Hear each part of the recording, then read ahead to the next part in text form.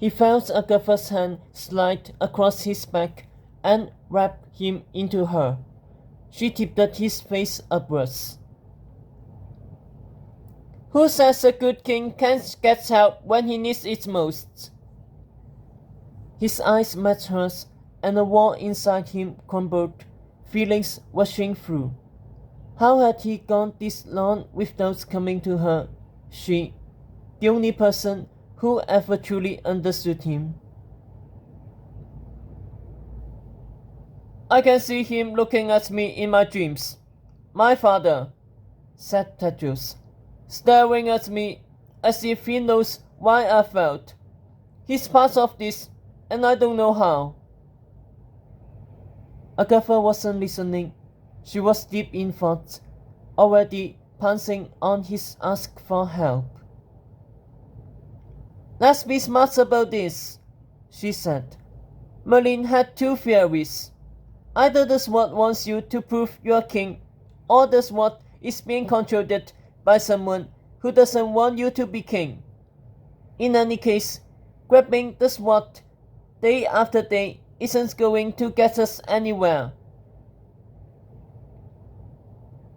But loafing around on the cloud isn't going to solve the problem either, he said, sitting up. You're forgetting the most important thing, Merlin said. He said it isn't only our quest that's run into the problem. It's our whole class. That would explain all those strange attacks in the woods, said Tedros. So, you think whoever is messing up their quest is messing up ours too?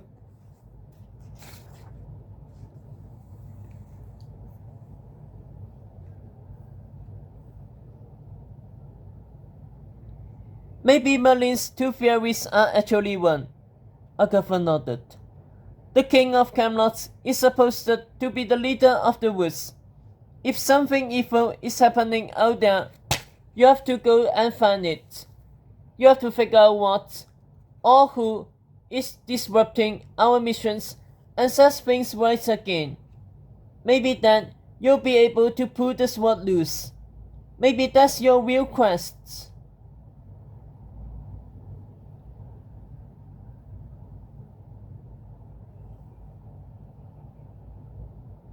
Tedros' face glowed with hope, then dimmed. Agatha, a king can't just desert his people and go questing in the woods. Not when they already doubt me. Who knows how long I'll be out there. Look what became of this place while I was gone at school. Total chaos. Even if my reign has begun badly, if something happened to me, Camelot would end up in the wrong hands again. Maybe forever this time. He shook his head. I can't go.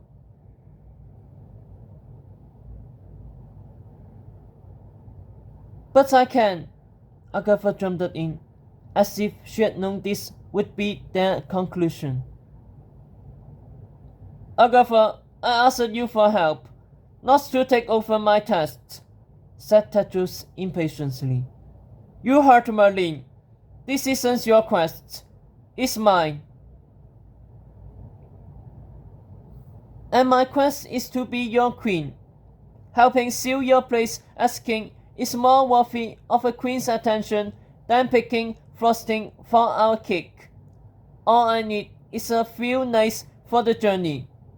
Tragic will be back any day with a new fleet for your round table. He hasn't answered my letters in weeks, Tedros said. Then his face changed. You don't think something went wrong on his quest too?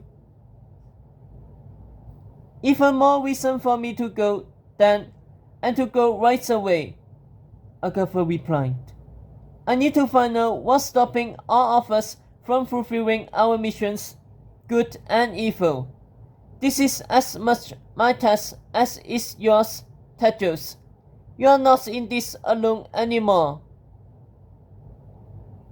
Tedros saw the steely resolve in her big brown eyes, and suddenly he knew that If he hadn't let her go, she would go on her own. I shouldn't have asked you to butt in, he muttered. We're going to be married soon, Tedros, Agatha reminded him. I'm supposed to butt in. Tedros said nothing, picking at his straws. So, how long would you be gone? A few weeks. I'll send you letters each night. A few weeks in the woods alone? But I'll see all our friends again, Agatha pressured. And it will mean I can't get away from Lady Grimling.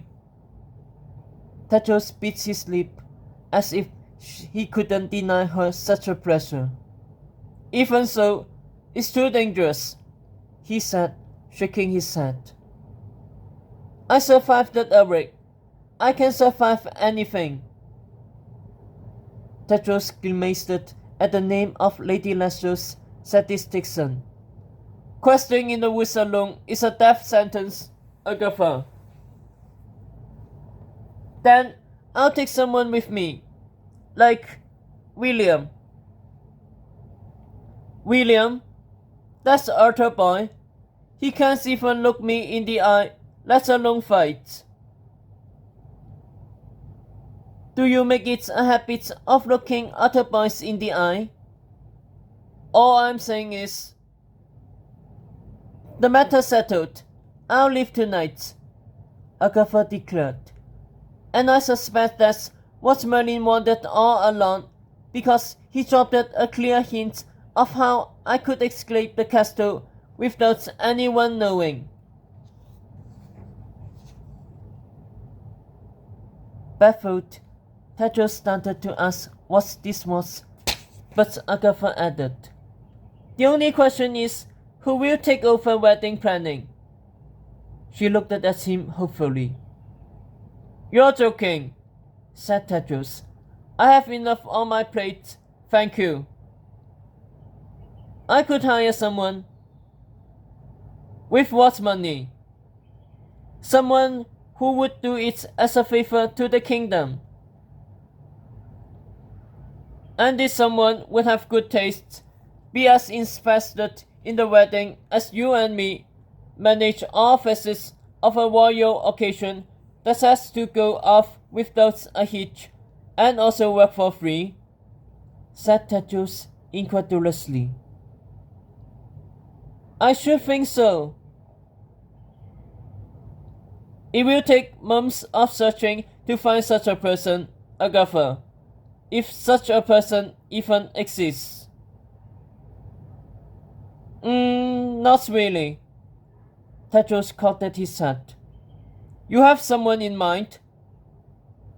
Do you trust me? Agatha asked, eye twinkling. You know I do. And I can pick anyone I choose. Of course, you'll be queen soon. Then promise me this is my choice and no one else. I promise, but honestly, good, said Agatha, climbing into his lap. Then I'll pay her a visit on my first stop into the woods.